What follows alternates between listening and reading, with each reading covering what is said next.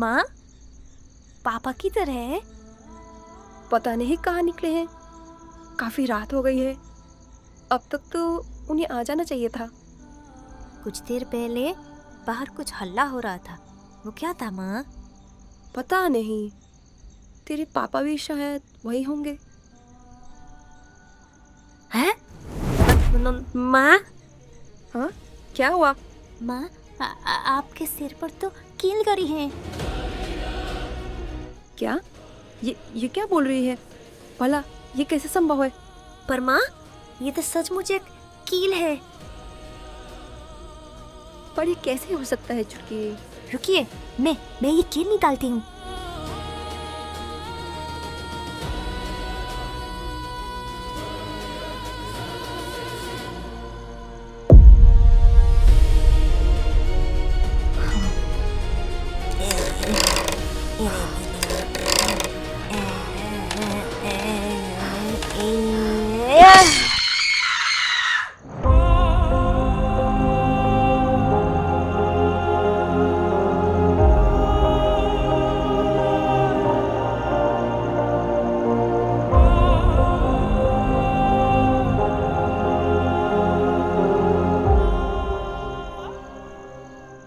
तंत्रिका?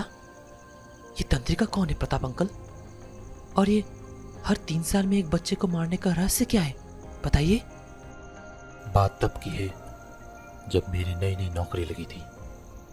मैं हमेशा रात को ऑफिस से घर पैदल ही निकलता था। मुझे हर रात उस सुनसान सड़क पर चलते वक्त ऐसा महसूस होता कि कोई मुझ पर अपनी नजर टिकाए है। पर जब मैं पीछे मुड़कर देखता तो वहां कोई ना होता। और ये रोज की बात हो गई थी।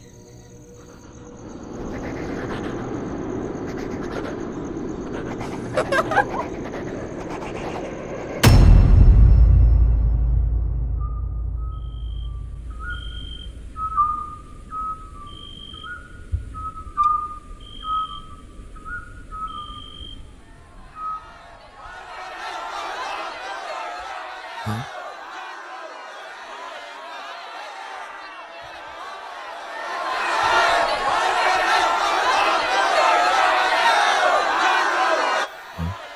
अरे राजन, जरा रुकना। राजन, क्या हुआ? सभी कहाँ दौड़ रहे हैं? अरे प्रताप भैया, आज फिर से एक बच्चा गांव से गायब हो गया। क्या? फिर से? हाँ प्रताप भैया, अभी सुनने में आया है कि पास ही में एक बच्चे का खून से लदा हुआ कपड़ा मिला है। हम सभी वहीं देखने जा रहे हैं। ये सब क्या हो रहा है इस गांव में? आखिर आखिर कौन मार रहा है इन मासूम बच्चों को? पता नहीं भैया, पर कुछ लोग कह रहे हैं कि ये तंत्रिका का काम है। फिलहाल मैं उस घटना स्थल पर जा रहा हूँ। क्या आप भी जाएंगे? नहीं नहीं, मुझसे ये सब देखा नहीं जाएगा। तू जा। हमारे गांव में हर 1-2 दिन में कोई ना कोई बच्चा गायब हो जाता। कुछ दिनों में बस कुछ खून से लदे हुए कपड़े मिलते और कभी कभी तो हड्डियां भी। इन घटनाओं को कोई नहीं रोक पा रहा था और सभी उस तंत्रिका के दहशत में रहना सीख चुके थे। यानी यह सब एक आदत सी बन चुकी थी। समय ऐसे ही बीतता गया और एक दिन मेरी मुलाकात सुमी से हुई।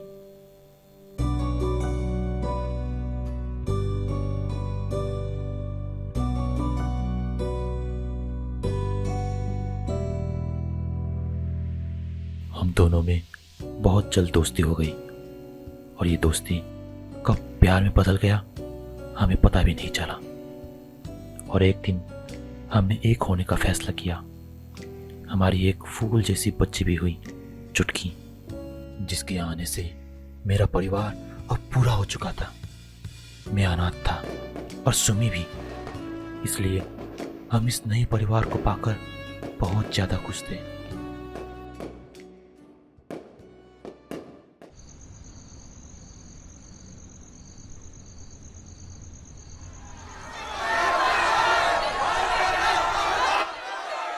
हाँ,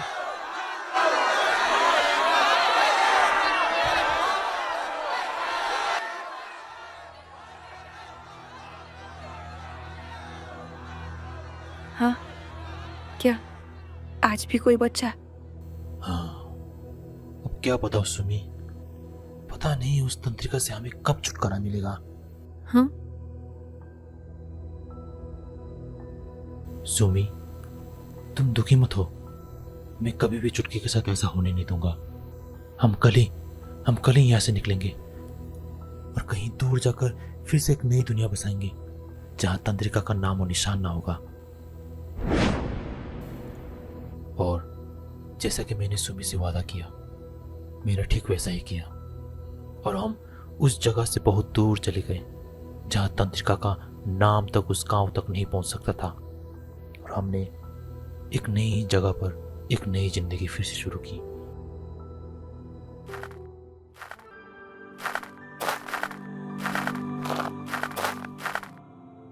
अरे भाभी, बताइए ना, आपके इस सुंदरता का राज क्या है? अरे डिम्पी, तू भी ना बस। अरे बताइए ना भाभी, मैं किसी से कुछ नहीं कहूंगी, पक्का। अरे ऐसी कोई बात नहीं। आज पानी लेने में काफी देर हो गई है, जल्दी जल्दी पानी भर के घर जाते हैं, चल।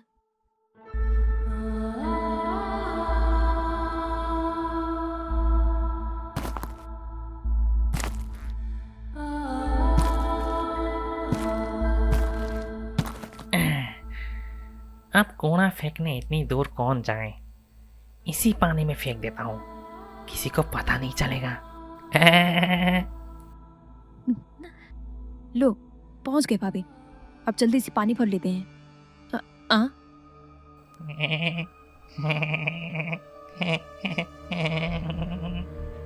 ए अंजो, ये कोई कचरा फेंकने का जगह है क्या? दूसरी जगह नहीं फेंक सकता क्या? क्यों, यहाँ कहीं लिखा है क्या कि कचरा फेंकना मना है? मैं तो यहीं फेंकूंगा, जो करना है कर लो। देखो बच्चे, यहाँ लोग पीने की पानी लेने आते हैं, यहाँ इस तरह साफ पानी को गंदा करना अच्छी बात तो नहीं है ना? हाँ, तुम्हें इस गांव में आए हुए कुछ ही दिन हुए हैं और तुम मुझे ज्ञान दे रही हो। हाँ, ये इस तरह से क्यों बात कर रहा है? अरे भाभी, ये इस गांव का सबसे बिगड़ेल और बदतमीज बच्चा है, सरपंच का बच्चा है, बड़ा ही लाड प्यार में पाला हुआ है, इसलिए बहुत ही बिगड़ चुका है। बच्चे, पानी को इस तरह गंदा मत करो, ये अच्छी बात नहीं है। हाँ, पानी अभी गंदा हुआ ही कहाँ है, पानी तो अब गंदा होगा। ये ले, इसे कहते हैं पानी गंदा करना।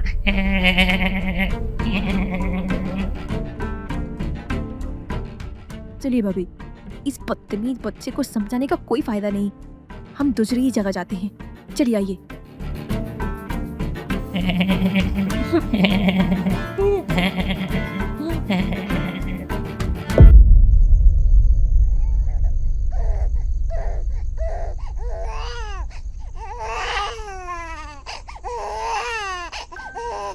अरे अरे, क्या हुआ मेरी चुटकी को? क्यों रो रही है? माँ आ जाएगी।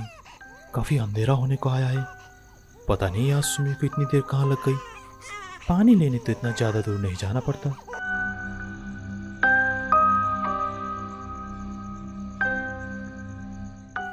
कुछ देर यहीं आराम कर लेता हूँ, माँ को भी तो लगे कि मैं कचरा फेंकने काफ़ी दूर निकल गया हूँ, वरना उनको तो शक हो जाएगा कि मैंने कचरा यहीं कहीं आसपास फेंक दिया है।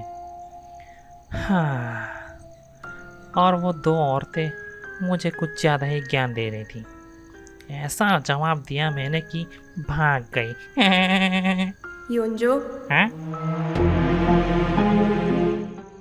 हाँ? फिर से तुम ज्ञान देने आ गई? नहीं योंजो, मैं तुम्हें ज्ञान देने नहीं आई, ज्ञान तो उसे दिया जाता है जिसे उस ज्ञान की जरूरत हो। भला तुम्हें ज्ञान की क्या जरूरत? समझ में नहीं आ रहा है कि ये मेरी तारीफ हो रही है या बेइज्जती। तुम जो समझो। फिर तो मैं इसे तारीफ ही समझूंगा। बिल्कुल बिल्कुल। जानते हो योंजो, मैं जिस गांव से आई हूँ वहाँ तुम्हारे जैसे छोटे बच्चों की संख्या काफी कम है। क्यों? क्योंकि वहाँ आधे से ज्यादा बच्चों को तंत्रिका खा चुकी है। क्या? तंत्रिका? वो कौन है? वो तो मुझे भी नहीं पता, पर हाँ सुना है कि वो जन्मों से भूखी है। उसकी भूख सिर्फ बच्चे खाने से मिटती है। वो इसी तरह कई बच्चों को खा चुकी थी। फिर एक दिन एक दिन क्या हुआ? उसकी नजर एक लड़के पर पड़ी। उसे देखते ही वो मोहित हो गई। वो हमेशा उस लड़के पर नजर रखती, पर वो उसके सामने जाने से घबराती, क्योंकि उसे डर था कि वो लड़का उस तंत्रिका की डरावना चेहरा देखकर उससे नफरत न कर बैठे। तंत्रिका उस लड़के से शादी करके बिल्कुल एक आम इंसानों की तरह घर बसाना चाहती थी। इसलिए उसने फैसला किया कि वो अब से किसी बच्चे को नहीं खाएगी। तंत्रिका ने एक बहुत ही सुंदर लड़की का रूप धारण कर लिया और बाद में बस किसी तरह उस लड़के से शादी कर ली। उसने जैसा चाहा था बस ठीक वैसा ही हुआ। वो दोनों एक दूसरे को पाकर बहुत खुश थे। बहुत समय तक तो सब कुछ ठीक रहा, पर क्या? पर उसकी वो अनंतकाली भूख उसे उसकी अतीत याद दिलाना चाहती थी। उसने बहुत कोशिश की अपने आप पर काबू पाने की, पर प्यार के आगे भूख जीत ही गई। और धीरे ही धीरे फिर से उसने पहले की तरह बच्चों को खाना शुरू किया। उसके पति को उसकी असलियत के बारे में कुछ नहीं पता। बाद में तंत्रिका और उसका पति वो गांव छोड़कर किसी दूसरे ही गांव पर बसने चले गए, क्योंकि उसका पति उस गांव में हो रहे खून खराबे से काफी परेशान था। तंत्रिका ने फिर से सोचा कि अब वो अपने प्यार के लिए ये सब छोड़ देगी, पर कुछ ही दिनों में उसे वो बच्चों की भूख सताने लगी। वो बहुत दिनों से अपने आप को काबू करने की कोशिश कर रही थी। फिर उसे एक दिन एक बदतमीज बच्चा मिल जाता है, ऐसे ही किसी सुनसान जगह पर अकेला पड़ा हुआ। इससे अच्छा शिकार भला उसे और कहाँ मिलता। इतने दिनों से जिस भूख को वो रोक रखी थी, अब समय आ चुका था कि अब वो अपने भूख को मिटा सके। जानते हो उस बदतमीज बच्चे का नाम क्या था? योंजो। हाँ, उसका नाम योंजो है। तुम मुझे डराने की कोशिश मत करो। मैं डरने वालों में से नहीं हूँ। मुझे पता है तुम मुझे सिर्फ डराने की कोशिश कर रही हो, क्योंकि मैंने तुम्हारा कहना नहीं माना था। योंजो, काफी बदतमीजी करते हो।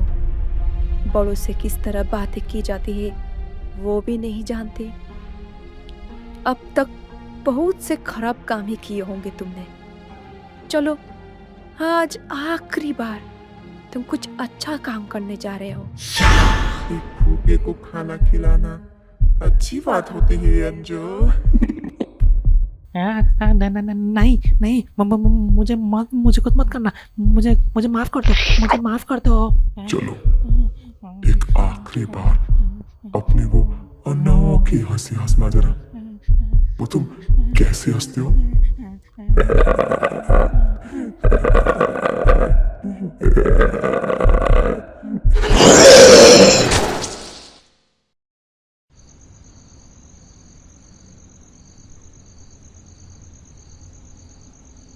डिम्पी, सुमी क्या तुम्हारे यहाँ आई है? नहीं पता भैया, वो तो पानी भर के सीधे घर को चली गई थी।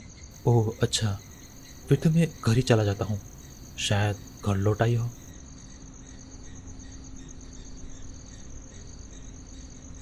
काफी अंधेरा हो चुका है, पता नहीं कहाँ चली गई है सुमी। हाँ हाँ, ये कौन है जो मेरे घर की तरफ बढ़ रही है?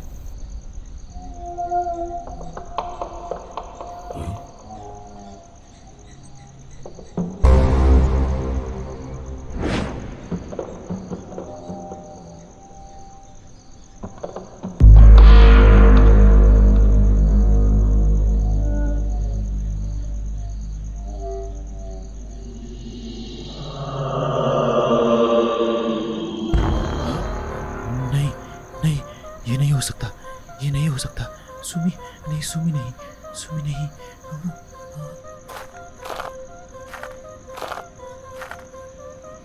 फिर मैं उसी गांव के एक झाकरी बा के पास गया और मैंने सब कुछ उन्हें बता दिया। फिर उन्होंने जो उपाय दिया वो मैं मानने को तैयार न था। ये क्या कह रहे हो तुम? फिर तो उसे जल्द से जल्द मार डालना ही ठीक होगा। क्या? नहीं नहीं, मैं उसे नहीं मार सकता। वो मेरी पत्नी है, वो मेरे बच्चे की माँ है। पागल मत बनो प्रताप, वो कोई साधारण चुड़ैल नहीं है, वो तंत्रिका है, तंत्रिका। उसे मारना बहुत जरूरी है। नहीं, मैं उसे नहीं मार सकता। वो मेरी सुमी है, इस बच्चे की माँ है। पता नहीं उसने तुम पर प्यार का कौन सा जादू कर दिया है। अपने आंखों से ये प्यार की पट्टी हटाओ और सच्चाई को देखने की कोशिश करो प्रताप। अगर वो जिंदा रही तो ना जाने कितने ही बच्चों की बलि चढ़ेगी। क्या तुम यही चाहते हो? नहीं नहीं, पर कोई ऐसा उपाय नहीं है जिससे तंत्रिका सारा जीवन मेरे साथ सुमी बनकर रहे? कुछ ऐसा उपाय जिससे सुमी ये भूल ही जाए कि वही तंत्रिका है। पागल मत बनो प्रताप, झूठी जिंदगी जीना चाहते हो तुम? ऐसा संभव है या नहीं झाकरी बा, बस इतना बताइए। हाँ है, एक उपाय है, पर वो तुम ना आजमाओ तो ही ठीक रहेगा। वो सब आप मुझ पर छोड़ दीजिए, मैं सब कुछ करने को तैयार हूँ झाकरी बा। आप बस उपाय बताइए।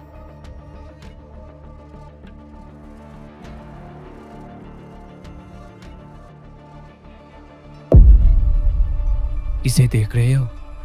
ये कोई मामूली कील नहीं है, ये बहुत ही शक्तिशाली मंत्रित कील है।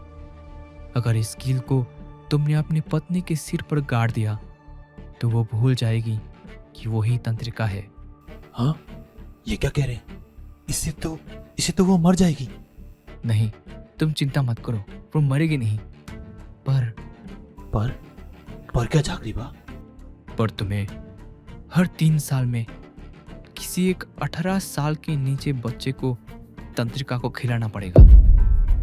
वो हर 3 साल में एक बार अपना रूप ले सकेगी, और अगर तुमने उसे बच्चा नहीं खिलाया तो भूख के मारे अपनी इस बच्ची को भी खा सकती है। याद रखना। कर पाओगे बच्चों की हत्या? बोलो। नहीं ना? इसीलिए मैं तुम्हें ये नहीं दे रहा था।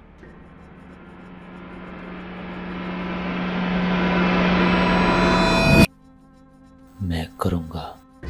क्या? हाँ झाकरी बा, मैं करूंगा। वो कील मुझे दीजिए। क्या?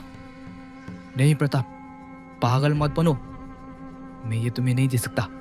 मैं अपनी पत्नी और बच्ची के लिए कुछ भी कर सकता हूँ। वो कील मुझे दीजिए। नहीं, तुम पागल हो गए हो। चले जाओ यहाँ से, मैं कहता हूँ चले जाओ यहाँ से, नहीं तो मैं सबको ये बता दूंगा कि तुम्हारी पत्नी ही तंत्रिका है। झाकरी बा, मैं आखिरी बार कह रहा हूँ, वो कील मुझे दीजिए। मैं तुम्हें ये नहीं दूंगा। मुझे वो कील चाहिए।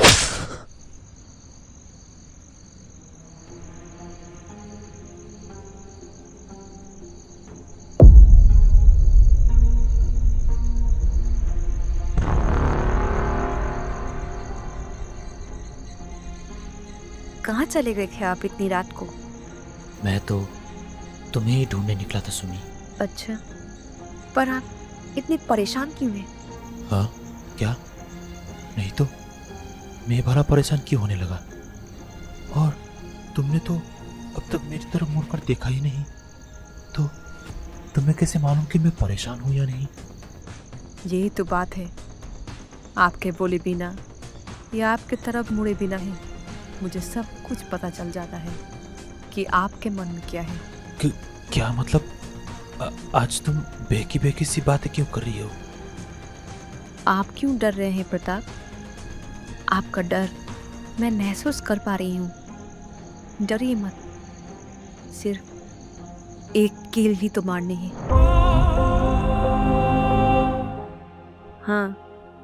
मुझे सब कुछ पता है प्रताप, और मैं भी वही चाहती हूँ जो कि आप चाहते हैं। अगर मेरे ब्रूक को मारने का यही एक तरीका है तो बेशक कीजिए। अगर ये कील ठोकने से मैं अपनी सारी जीवन आपके साथ बिता सकती हूँ तो मैं तैयार हूँ प्रताप, मैं तैयार हूँ। हाँ सुमी, मैं इस बात से खुश हूँ कि आपको ये पता होने के बावजूद कि मैं ही तंत्रिका हूँ, फिर भी आपने मुझे मारने का निर्णय नहीं लिया। इसी से पता चलता है कि आप भी मुझसे उतना ही प्यार करते हैं जितना कि मैं। मुझे माफ करना सुमी, तुम्हारी असलियत तुमसे छीनने के लिए अब तंत्रिका नहीं, सिर्फ मेरी सुमी रहेगी। बस उस समय के बाद से ही मैं जल्लाद बनकर हर 3 साल में किसी एक बच्चे को मारता चला गया। आप लोगों की नज़र में ये भले ही गलत हो, पर मेरी नज़र में ये सही था। मैंने जो भी किया अपनी पत्नी और बच्ची को बचाने के लिए किया। अरे मूर्ख, तुझे पता भी है जो तूने किया है? अपनी झूठी जिंदगी के लिए उन मासूम बच्चों को मारकर तंत्रिका को खिला रहा था। क्या आप लोगों को ये ठीक नहीं लग रहा कि जहां हर रोज एक बच्चा मर रहा था, उससे अच्छा तो 3 साल में कोई एक बच्चा ही मरे? अगर ऐसी ही बात थी तो इतने सारे बच्चों की जगह एक तंत्रिका को मारना ठीक नहीं लगा आपको?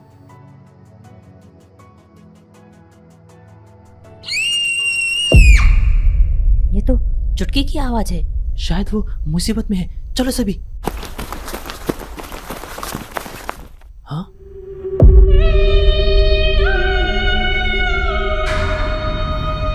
बहुत भूख लगी है मुझे। अब मैं अपनी भूख को और नहीं रोक सकती। मुझे बच्चे चाहिए, मुझे बहुत सारे बच्चे चाहिए। शुरुआत इन तीनों से करती हूँ। क्यों, तुम तीनों को सुमी आंटी के हाथ का खाना अच्छा लगता है ना? अब सुमी आंटी का ही खाना बन जाओ।